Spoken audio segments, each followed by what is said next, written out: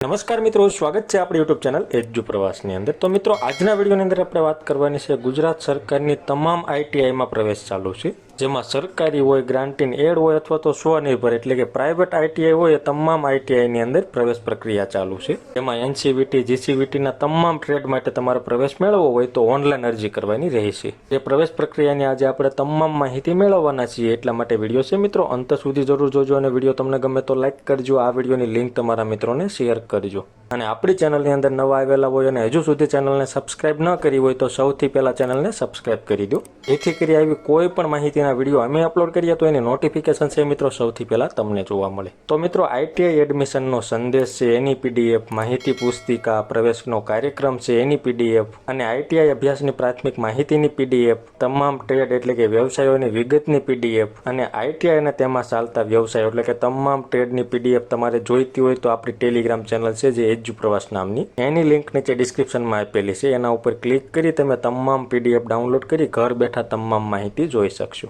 એ તમામ માહિતી જોઈ તમારે ઓનલાઈન અરજી કરવાની રહે છે, જેના ફોર્મ છે મિત્રો 24/4/2025 થી ચાલુ થઈ ગયા છે અને ફોર્મ ભરવાની છેલ્લી તારીખ 30 જૂન 2025 રહી છે, જેના માટેની વેબસાઇટ અહીંયા દર્શાવેલી છે iti.gujarat.gov.in। આ વેબસાઇટ ઉપર તમે જશો એટલે આ રીતની સ્ક્રીન દેખાય છે, એમાં તમામ માહિતી આપેલી છે। એપ્લાય ફોર ન્યૂ રજિસ્ટ્રેશન એટલે કે નવા રજિસ્ટ્રેશન માટે અહીં ક્લિક કરો અને રજિસ્ટર ઉમેદવારો હોય એને લોગિન માટે અહીં ક્લિક કરવાનું રહેશે। ઓફિસનું તો આપણે કશું લાગુ પડશે નહીં, એ આઈટીઆઈને લોગિન કરવાનું રહેશે। આપણે વાત કરીએ ફોર્મ તમારે કેવી રીતે ભરવું, તો તમારે સૌ પ્રથમ નવા રજિસ્ટ્રેશન માટે અહીં ક્લિક કરો, એના ઉપર ક્લિક કરવાનું રહેશે। એના ઉપર ક્લિક કરશો એટલે આ રીતની સ્ક્રીન દેખાશે, જે રાઉન્ડ 1 આઈટીઆઈમાં પ્રવેશ મેળવવા માટેનું અરજી ફોર્મ। આ ફોર્મ છે મિત્રો ફક્ત અંગ્રેજી ભાષામાં તમારે ભરવાનું રહેશે, જે તમામ માહિતી બેઝિક જ રહેશે। અરજદારનું નામ છે, પિતાનું નામ છે, અટક છે, આધાર કાર્ડ મુજબ તમારું પૂરું નામ છે, માતાનું નામ છે, જાતિ લિંગ એટલે કે પુરુષ અથવા સ્ત્રી સિલેક્ટ કરવાનું રહેશે, માતૃભાષા છે, રહેણાંકનો વિસ્તાર શહેરી છે કે ગ્રામ્ય એ તમારે ટીક આપવાનું રહેશે,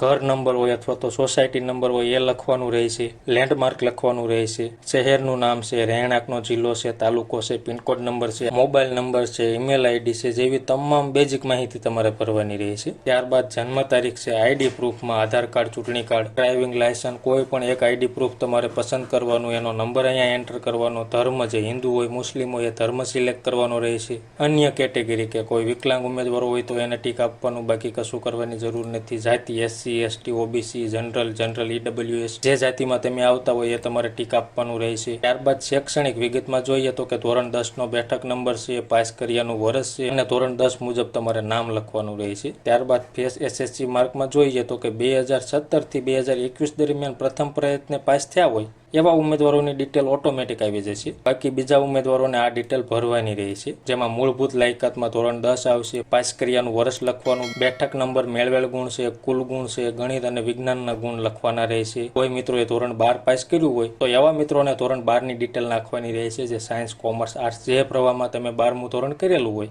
એ તમારે પસંદ કરવાનું રહેશે। ત્યારબાદ ફેશન ડિઝાઇન છે અને મેડિકલ ઇક્વિપમેન્ટમાં તમારે પ્રવેશ મેળવવો હોય તો આઈટીઆઈમાં પાસ કરેલું હોવું જોઈએ, જે અહીંયા કોર્સ બતાવેલા છે એમાંથી કોઈ પણ એક કોર્સ તમે પાસ કરેલો હશે તો તમે પ્રવેશ મેળવી શકશો। ત્યારબાદ તમારે સ્ટેનોગ્રાફરનો કોર્સ કરવો હોય તો એસએસસીમાં અંગ્રેજીમાં મેળવેલા માર્ક અહીંયા લખવાના રહેશે, અને જો તમે સ્નાતક કરેલું હોય તો તમારે એની ડિટેલ ભરવાની રહેશે, જે બીએસસી છે, બીકોમ છે, બીએસસી એન્જિનિયરનો કોર્સ કરેલો હોય, ડિપ્લોમાનો કોર્સ કરેલો હોય તો તમારે અહીંયા એન્ટર કરવાનું રહેશે। ત્યારબાદ બાહેધરી તમારે વાંચી હા આપી અને કેપ્સા એન્ટર કરી સબમિટ ઉપર ક્લિક કરવાનું રહેશે। ત્યારબાદ એક તમને રજિસ્ટ્રેશન નંબર શો થશે, એ રજિસ્ટ્રેશન નંબર તમારે ખાસ નોંધી લેવાનો રહેશે, અને ત્યારબાદ તમારે કેન્ડિડેટ લોગિનમાં જવાનું રહેશે। કેન્ડિડેટ લોગિન કરો, એમાં રજિસ્ટ્રેશન નંબર અને તમારી જન્મ તારીખ એન્ટર કરવાની અને કેપ્સા એન્ટર કરી લોગિન ઉપર ક્લિક કરવાનું રહેશે। ત્યારબાદ તમારે ફોટો અપલોડ કરવાનું રહેશે। ત્યારબાદ છે મિત્રો કોઈ પણ તમારે અરજીની અંદર સુધારા કરવા હોય તો એ તમે કરી શકશો। ત્યારબાદ એપ્લિકેશન છે મિત્રો તમારે કન્ફર્મ આપવાની રહેશે,